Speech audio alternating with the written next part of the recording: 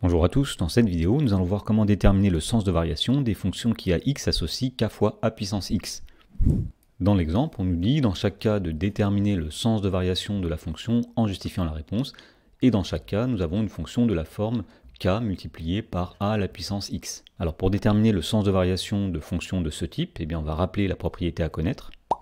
Alors si a est un nombre réel strictement positif, on commence par rappeler que si a est strictement plus grand que 1, la fonction qui à x associe a puissance x est croissante sur grand R, et si a est strictement compris entre 0 et 1,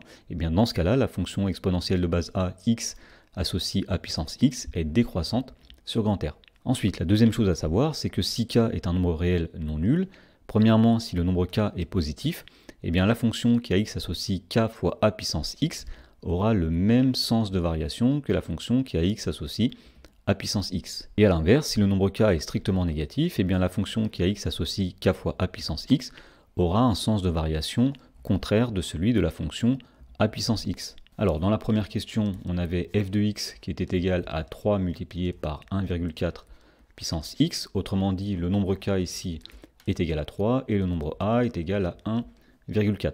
On va dire que comme le nombre 3 est strictement positif, et que la fonction 1,4 puissance x est croissante sur grand R, lorsqu'on va multiplier cette fonction par un nombre positif, le sens de variation ne va pas changer, autrement dit, la fonction f sera elle aussi croissante sur grand R. Dans la question numéro 2, nous avions cette fois-ci g de x qui était égal à moins 2 multiplié par 2,1 à la puissance x, autrement dit, le nombre k ici vaut moins 2, et le nombre a vaut 2,1.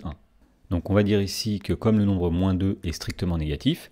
et que la fonction qui à x associe 2,1 puissance x est croissante sur grand R puisque le nombre 2,1 est plus grand que 1,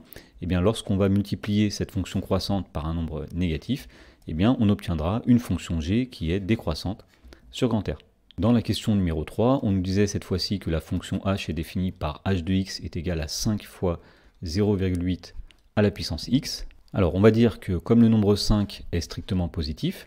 et que la fonction qui à x associe 0,8 puissance x est décroissante sur grand R, puisque le nombre 0,8 est compris entre 0 et 1,